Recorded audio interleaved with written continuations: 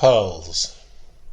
When you sense that you have fallen because the spirit of your ethical awareness is weak, consider this.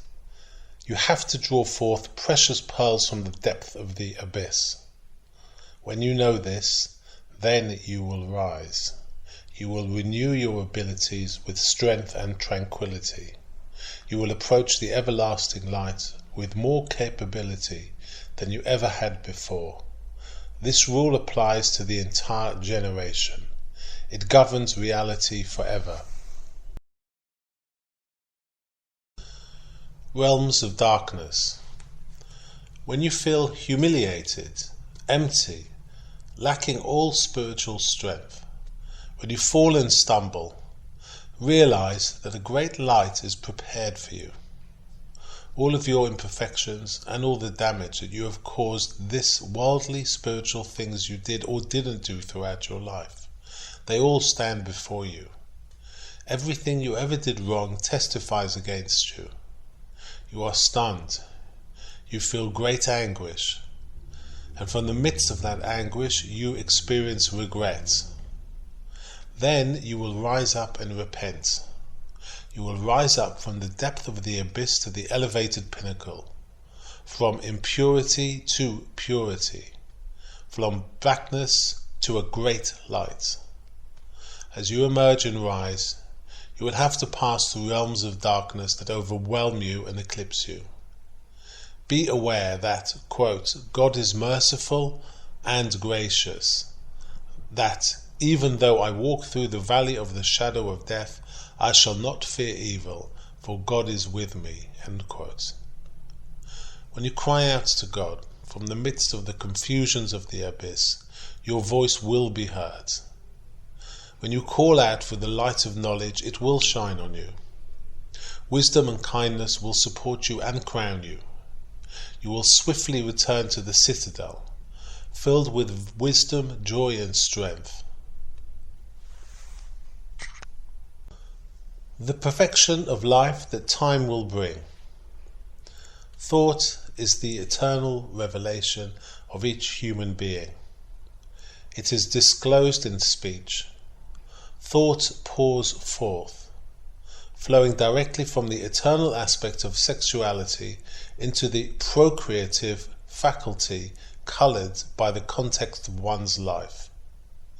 In accordance with how your elevated thought, in its purity, shines upon your power of speech, the essential strength of life in your sexuality will be elevated and enveloped in supernal holiness.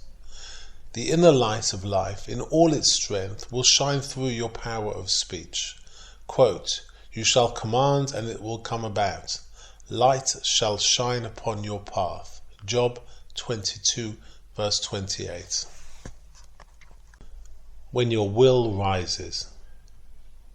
When your will rises to that supernal level of holiness, it is cleared of all bad traits and all bad actions that exist in the world, even of the most inconsequential matters that most people ignore. One might desire illicit relations more than life itself, because sexual relations are embedded in one's drive to give life to all generations. But through sexual holiness, you can rise to the level and archetype of the righteous man of all generations. Similarly, one might experience a desire to steal, for what one possesses can support generations to come as an inheritance. The love of evil acquisition exceedingly degrades one's care for future generations. But the goodness within holiness can rise to the heights of life and elevate it. Holiness in action and holiness in thought. Holiness in action and holiness in thought anchor the holiness of nature and will in its very foundation.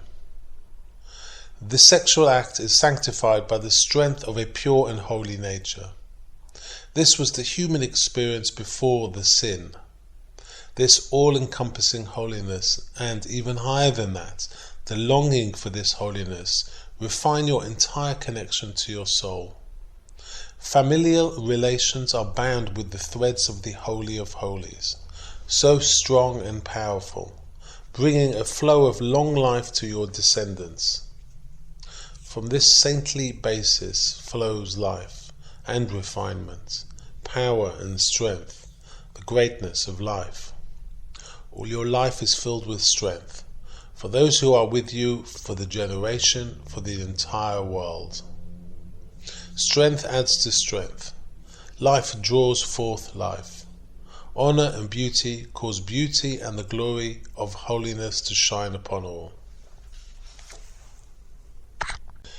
Be good to all. When you experience a strong desire to be good to all, realize that an illumination from the supernal world has come to you. How fortunate you will be if you prepare a proper place in your heart, in your mind, in the acts of your hands, and in all your feelings to receive this exalted guest, which is greater and more exalted than the most noble of this earth. Take hold of it and do not let go. Do not allow any delays or obstacles, whether physical or spiritual, that hinder you from taking this holy inspiration into yourself to stop you. Fight for everything. Rise in your strength. Lift your consciousness to the far reaches and imitate the qualities of God, who is good to all and whose compassion encompasses all his creatures. The supernal treasure. Some people are so saintly, so great is their tendency towards supernal holiness, that their hearts are empty of any love for this world. They lack even that portion of love for this world that is fit to exist in a person's heart. As a result, they find imperfection in their human character, and they cannot be leaders in this world. And so they must retrieve their love for this world.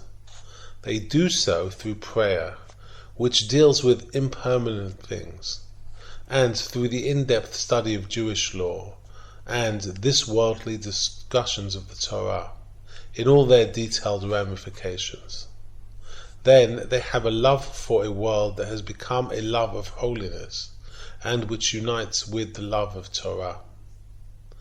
Through these people, the world is elevated. As far as these supernal tzaddikim, these individuals of the spirit, are concerned, the things of this world can claim no place of importance. These people correctly assess what the supernal treasure and illumination is, and their intent is to cultivate it continuously and draw it into the entire world. It is an absolute truth that their service is not at all the same as the paths of service of others, who are constantly enclosed within the confines of this world and its desires, within the prisons of the body and its proclivities. When we see something in them that astonishes us, we should have no critical thoughts, for all their ways flow from a very exalted holiness.